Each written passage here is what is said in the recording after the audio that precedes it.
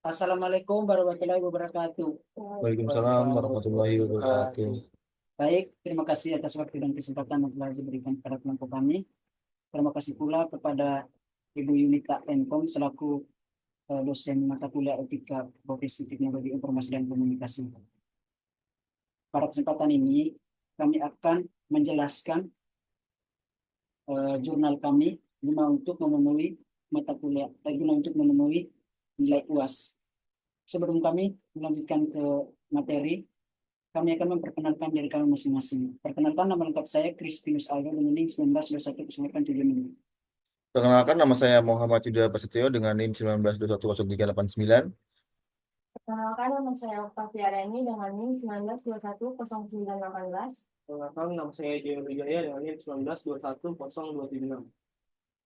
Baik, di sini kami mengangkat judul yaitu menelusuri risiko penegakan hukum dan upaya pencegahan akses tanpa izin pada sistem komputer.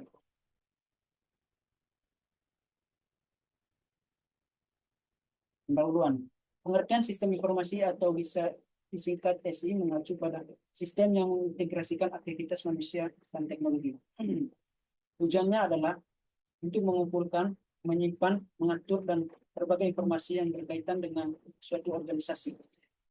Sistem komputer sendiri adalah perangkat komputer yang saling berhubungan dan berintegrasi satu sama lain untuk melakukan proses pengelolaan data sehingga dapat menghasilkan informasi yang diharapkan oleh usernya. Selanjutnya, rumusan masalah. Yang pertama, apa saja risiko utama dari akses tanpa izin pada sistem komputer? Yang kedua, teknik apa saja yang digunakan oleh pelaku kejahatan cyber untuk mendapatkan akses tanpa izin? Yang ketiga, langkah-langkah atau upaya pencegahan apa yang paling efektif untuk mengurangi risiko akses tanpa izin? Yang keempat, apa saja aspek dan penegakan hukum bagi cyber risk? Lanjut. Yang ketiga adalah tujuan penelitian. Tujuan penelitian ini untuk mengetahui apa itu sebenarnya cyber crime. Untuk memperoleh apa saja risiko utama dari akses tanpa izin pada komputer, serta teknik apa saja yang digunakan untuk mencegah cyber. Ya, silakan.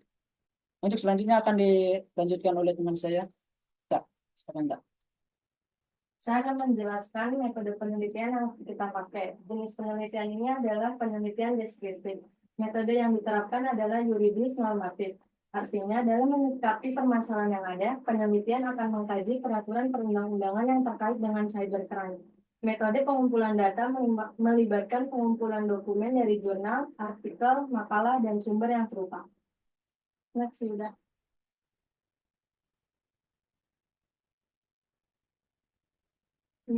Lanjut ke pembahasan yang pertama, definisi dan konsep akses tanpa izin. Akses melibatkan keterlibatan dengan sistem elektronik mandiri atau terhubung. Sedangkan akses tanpa izin adalah tindakan mengakses sistem, data, atau informasi tanpa izin yang sah. Yang kedua ada risiko utama akses tanpa izin pada sistem komputer. Para pelaku cybercrime mencoba mendapatkan akses tanpa izin seringkali memiliki salah satu tujuan berikut. Yang pertama, mengganggu sistem elektronik. Yang kedua, merugikan target. Yang ketiga, mencuri data. Dan yang terakhir, menyebabkan kerusakan fisik. Selanjutnya akan disampaikan oleh teman saya, Joel. Oke, lanjut ke pembahasan yang poin ketiga, yaitu teknik-teknik kejahatan cybercrime. Berikut adalah beberapa teknik kejahatan cybercrime yang dapat dilakukan pada sistem informasi, yaitu yang pertama ada hacking, kedua ada malware, ketiga ada serangan DOS, yang keempat ada serangan man in the middle atau MITM, yang kelima ada penipuan identitas, yang keenam ada cracking, yang ada spoofing, ada carding, dan pemecahan kata sandi. Pembahasan poin keempat yaitu upaya pencegahan risiko akses tanpa izin. Berikut adalah upaya yang biasa dilakukan untuk menjaga sistem informasi serta keamanannya. Yang pertama itu melakukan enkripsi data, yang kedua penegakan firewall, yang ketiga mengontrol akses, yang keempat menjaga keamanan data, Yang kelima, melakukan data backup dan recovery. Yang keenam, protokol khusus dalam pembuangan data.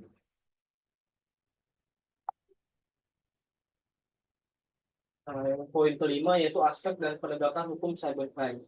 Unsur hukum yang disebut cyber law mencakup segala hal mengenai orang perseorangan atau badan hukum yang memanfaatkan teknologi internet sejak mereka mengakses web dan terlibat di dalam dunia maya. Di Indonesia, cyber law mencakup bidang-bidang berikut. Pertama, hukum publik, yang kedua, hukum private. Selanjutnya akan dibahas oleh teman kami, Yuda. Untuk penegakan hukum tentang cybercrime terutama di Indonesia sangatlah dipengaruhi oleh 5 faktor, yaitu undang-undang, mentalitas apart penegak hukum, perilaku masyarakat, sarana, dan kultur. Para pelaku kejahatan cybercrime akan terkena pasal 27 ayat 3, juga pasal 45 ayat 1 UU ITE, yakni dengan ancaman 6 tahun penjara dan denda 1 miliar rupiah. Tindak pidana yang harus menjadi perhatian serius dalam UU ITE yaitu: 1. Pencemaran nama baik pasal 27 ayat 3, penyemaran konten asusila yaitu dengan pasal 27 ayat 1 dan 2, penyebaran hoaks pasal 28 ayat 1. Seiring berkembangnya teknologi dan semakin banyak orang mengandalkan internet untuk menyimpan data sensitif, para penjahat cyber dunia maya akan mencoba mencurinya. Setiap orang di dunia semakin berisiko terkena kejahatan dunia maya. Setelah menyelesaikan studi, temuan menunjukkan bahwa untuk mengamankan penggunaan dunia maya perlu untuk mematuhi peraturan yang relevan dan telah ditentukan Undang-Undang Nomor 11 Tahun 2008 tentang Informasi dan Transaksi Elektronik ITE, dirilis pemerintah.